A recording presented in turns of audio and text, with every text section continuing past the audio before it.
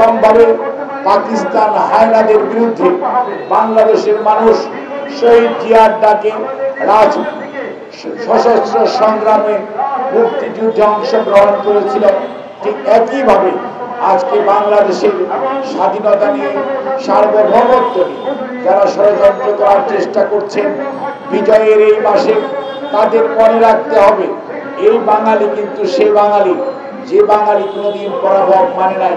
অনেকেই চেষ্টা করেছে বাংলাদেশের মানুষকে পদাবনত করতে, কিন্তু বাংলাদেশের মানুষকে বেশি দিন কোন অবস্থাতেই পদাবনত অবস্থায় রাখা যায় নাই। তার উৎকৃষ্ট উদাহরণ সেই ব্রিটিশরাও চেষ্টা করেছিল, হয়নি।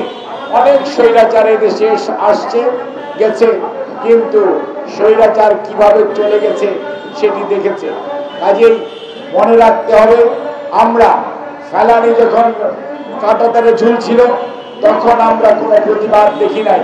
আজকে যারা মায়া কান্না করছেন ভারতের, সেই সমস্ত মানুষগুলোর কাছে প্রশ্ন রাখতে চাই, ফেলানি যখন কাঁটাতারে ঝুলে এবং আমার ভাইয়েরা যখন বর্ডারে নৃশংসভাবে খুন হয় বিএসএফ এর হাতে, তখন কোনো প্রতিবাদ দেখি না।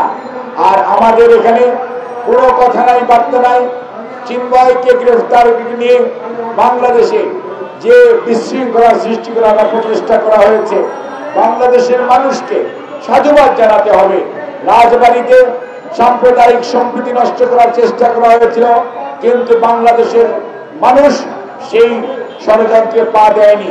একইভাবে চট্টগ্রামের আদালতে সাইফুল ইসলাম আলিফকে নৃশংসভাবে হত্যা করার পরেও বাংলাদেশের মানুষ কোন ধরনের উস্কানিতে পা দেয় নাই, কারণ বাংলাদেশের ইতিহাস সাক্ষ্য দেয় এই জনপদের মানুষ অসাম্প্রদায়িক।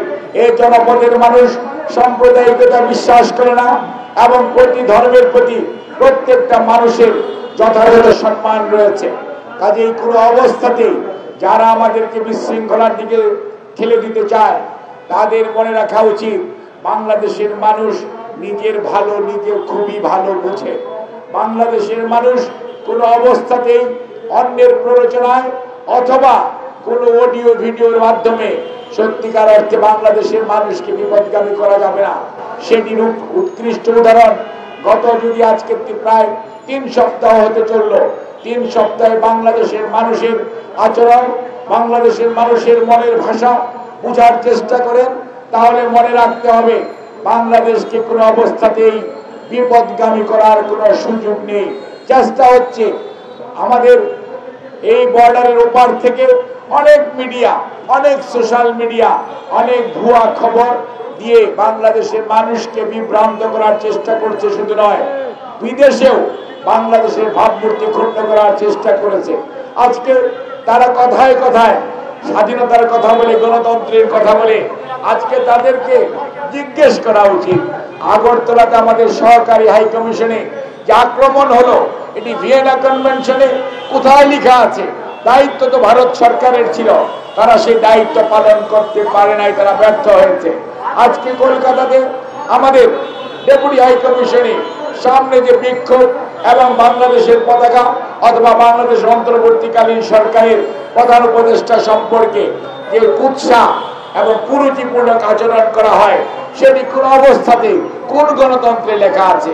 কাজে আজকে আমাদের চিন্তা করার সময় আসছে আমাদের পার্শ্ববর্তী দেশটি সত্যিকার অর্থে আগের সেই ধর্মনিরপেক্ষ এবং গণতন্ত্রে কতটুকু বিশ্বাস করে। কাজে আমাদের মনে রাখতে হবে, আমরা যারা এই জনপদের মানুষ, আমরা যারা আজকে উপস্থিত, যারা এখানে নাই, আমাদের একটাই পরিচয়, আমরা বাংলাদেশী। আমরা পাহাড়ের মানুষও না, সমতলের মানুষও না, আমরা সবাই এই ভূখণ্ডের মানুষ, আমরা বাংলাদেশী। সেই পরিচয়ে পৃথিবীর মানচিত্রে আমরা বেঁচে থাকতে চাই। আমাদের অখণ্ডতা, আমাদের সার্বভৌমত্ব রক্ষার জন্য আমরা সবাই আজকে ঐক্যবদ্ধ। যে কোনো পরিস্থিতিতে, যে কোনো অবস্থায় বাংলাদেশের অখণ্ডতা এবং সার্বভৌমত্বকে ছিনিয়ে নেওয়ার ষড়যন্ত্র যে কর্নার থেকে হোক না কেন তা রুখে দেওয়ার জন্য আজকে জাতীয় ঐক্যবদ্ধ।